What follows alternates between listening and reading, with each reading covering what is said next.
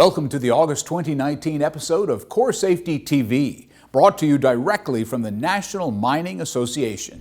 Let's begin this month with a Center of Safety report and look at what appears to be a growing cause of fatalities in 2019.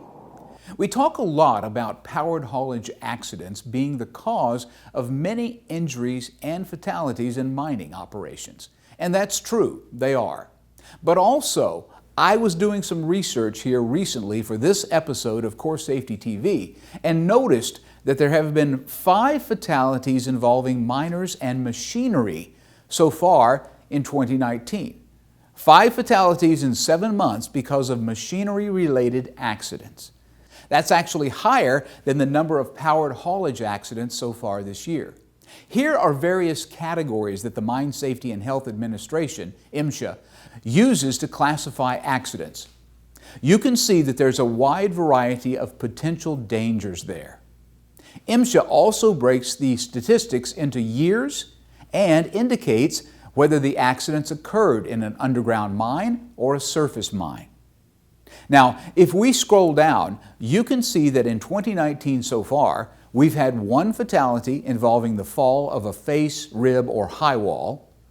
There have been 4 powered haulage fatalities that have occurred in both surface and underground mines. Here are the 5 machinery-related fatalities that I mentioned, and there was 1 death attributed to the slip or fall of a person at a surface mine. So all combined, there have been 11 mining industry fatalities so far in 2019. Now, I'm showing you these statistics because sometimes it takes seeing the numbers and the causes of accidents to realize what you're actually dealing with on a daily basis.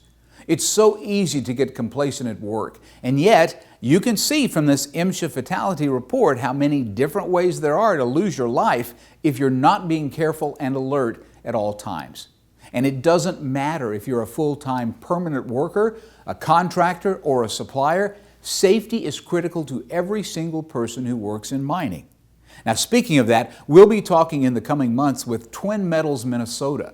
They're a mining operation that went through a period a while back where their contractors in particular were experiencing some accidents. And they made a focused effort to turn that around through the use of CORESafety. I'll be talking with some of Twin Metals' leaders soon, and we'll share their insights with you as well.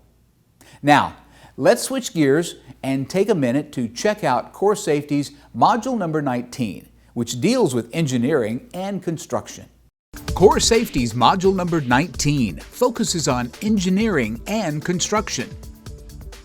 When new construction or changes to existing structures are taking place, it's common for people involved with the process to experience or identify new hazards and risks that were not previously known to the designers.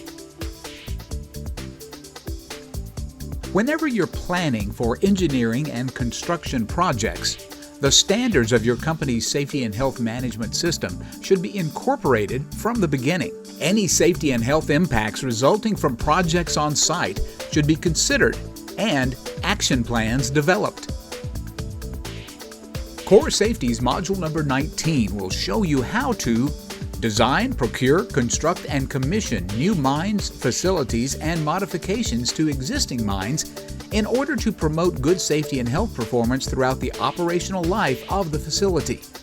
Module number 19 will also show you how to integrate the hierarchy of controls and good design principles that minimize risks for new mines, facilities, or modifications to the lowest level that's reasonably achievable.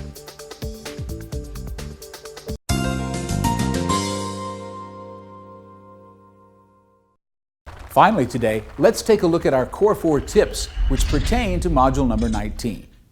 Tip number 1, when designing or constructing new mines or making improvements to existing operations, always start from day 1 with an eye on safety and health.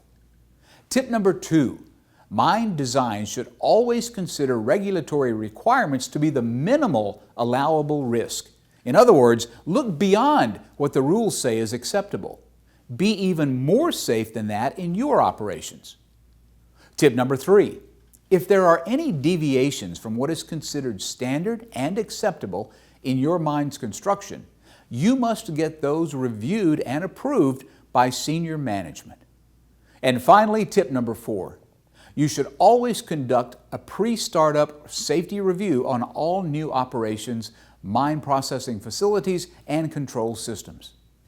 And so that's all for August. Remember to be safe this month and every month as you work as your mining operations, no matter what the job is, but especially be safe around machinery, as we talked about earlier. For more great mining safety information, be sure to follow us on social media. You'll find us on Twitter and on Facebook. For CORESafety and the National Mining Association, I'm Nelson Duffel. I'll see you here again next month. Until then, be safe out there, and thanks for watching. To share one of your safety stories, videos, or photos, email us at info@coresafetytv.org.